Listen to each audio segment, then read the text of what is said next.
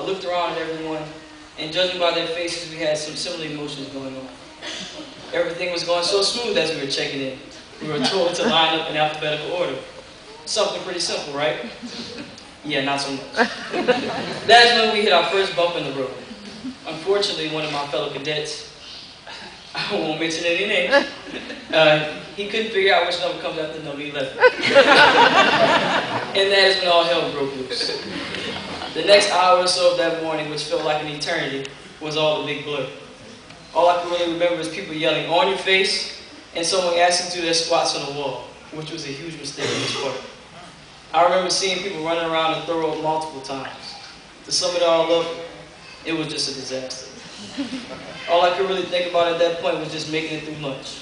Of course, that would have been an easier day for us if two of our fellow cadets wouldn't have shown up 2 hours late. Because we were a team, we had to go back outside to show them how much fun they missed that morning. Yeah, day one just wasn't a good day for us. After making it through day one, I just remember thinking, things could not be much worse than that. Because I made it through that, I could definitely make it through the next 13 weeks. Of course, that was until day 3, which is when we were pepper sprayed. I mean, who doesn't enjoy being pepper sprayed at point blank range in 90-degree weather after getting smoked? I just have to paint this horrible picture for everybody. If y'all saw those pictures on the screen with the snot hanging from my nose, yeah, I was focused on not dying. I wasn't focused on the snot. That was definitely top 3 worst things I've ever had to do in my life. Thank you, Sergeant Abrams, for making that extra special for me. To me, putting on this uniform and badge means you're now a part of something bigger than yourself. As I mentioned before, becoming a police officer was a lifelong dream of mine. I remember growing up thinking how cool cops were. They had the cool badge, they got to carry a gun, the cool cop car they got to drive fast in. It just seemed like an all-around cool job. Luckily for me, the coolest cop actually lived under the same roof as me. All my life I've mimicked many of the things my dad has done. I hear all the time how we are very similar. If you ask my mom, she would probably say I'm too much like her. One thing I would probably say is that the first police role model for me was my father, now retired Deputy Robbie Brown. Yes. He showed me what it meant to be not only a good officer, but an even better person. My parents taught me at an early age to treat everyone you meet with respect. This is something that, as an adult, I live by daily.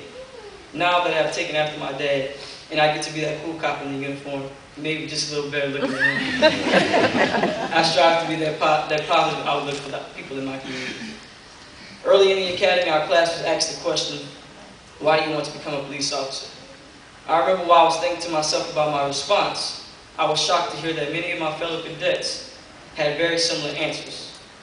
Many of us spoke about a desire to take a bigger stand in our community, the desire to help those around us, and the desire to join a large band of brothers and sisters that uphold the badge that they wear every day. From the outside looking in, we all seem to be completely different. People of different ages, different races, and completely different backgrounds. It was pretty amazing to see a room full of strangers share many of the same emotions, the same goals and feelings. In that moment, we found similarities in one another. It was proof that we were all there for a similar purpose. In my opinion, that was the first steps for our class becoming more of a unit, a family. Every academy class has a class saying or a class motto. Throughout our journey, we searched to find what our class motto would be. One motto our class lived by was, the more we hurt, the taller we stand. To me, this meant that no matter how much you endure, you have to always remain standing and always keep fighting. We would chant this quote to each other during some of those wonderful PT workouts we had. Chanting this reminded you had to keep pushing to make it through the finish because your brothers and sisters around you were also fighting. A couple of weeks into the academy, tragedy struck in our community. One of our own brothers in blue, here in Lafayette, was taken from us in the line of duty. This is something that we hear about far too often today. Corporal Mike Middlebrook was not only an amazing officer for the Lafayette Police Department, but more importantly, a great man that loved to serve those in his community. Although a tragedy, the community's response to the loss of Corporal Middlebrook was astounding. His homegoing celebration was one of the most beautiful ceremonies I've ever witnessed. This was the moment when reality really struck for me. This could happen to me, one of my fellow cadets from 155, or just one of my partners. This is something we must prepare ourselves and our families for every day we put on that uniform. It was breathtaking to watch the people of the community come together to celebrate a hero. I cannot express to you all enough how thankful I am for the amazing instructors here at the Acadiana Law Enforcement Training Academy. The instructors here do an amazing job of getting you mentally and physically prepared for some of the obstacles you may face in the real world. I love how throughout our time in the academy we were given the opportunity to gain insight from different officers from multiple agencies. They shared stories from their personal experiences. It is obvious the instructors here have a passion for what they do. I have to give a special thanks to Sergeant Manning for his dedication to our class. He really made my experience in the academy special. His passion for training young officers shows in his teaching. He puts us all into everything he does. He can make the most boring things seem so interesting. I think it may be his one-of-a-kind sense of humor that helps him achieve that. That man kept us laughing the entire 13 weeks, every day, guys. And with a class full of clowns like we had, that sense of humor got us through some pretty tough days. The thing about Sergeant Manning that stuck out the most to me was his ability to lead by example. He wasn't afraid to open up to the class and share parts of his personal experiences, whether it was a highlight or a pitfall. His messages to us were from the heart. He didn't just tell you what you wanted to hear. I know I can speak for my entire class when I say we are extremely grateful to have been a part of your class. We appreciate that all that you've done for us to see us through. That also goes to the entire staff here at the training facility. You all are greatly appreciated for the time you spent with us. I have learned a valuable lesson from each of you, and I will use those lessons to better my career. The academy is a long physical and emotional test. There are some days you just don't think you can make it another day. You have to find a way to stay motivated and keep your mind set on your goals. Some days staying motivated is much easier said than done, which is why I am appreciative to have my fellow classmates there with me throughout this entire journey. I know I haven't said this to any of you guys before, but I am very grateful that you all chose me as your class president. When I first found out, I thought to myself, man, what do y'all think? I know I thought y'all were a little strange, but not this crazy.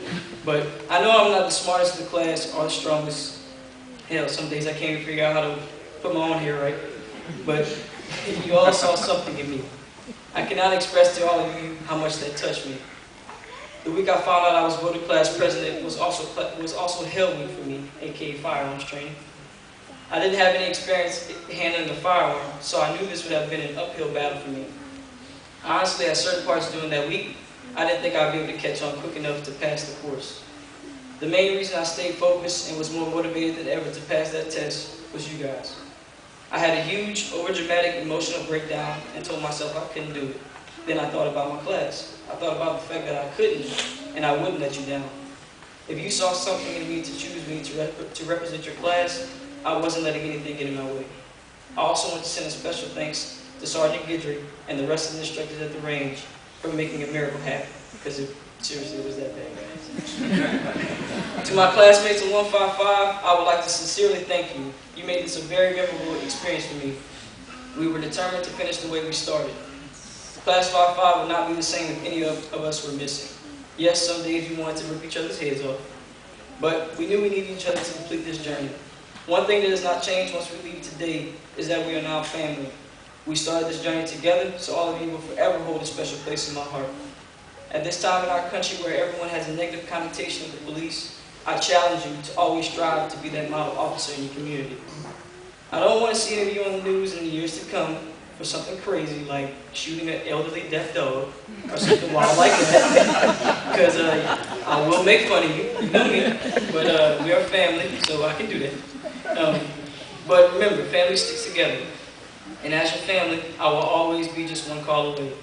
I wish you all the best in your careers and your future endeavors. God bless.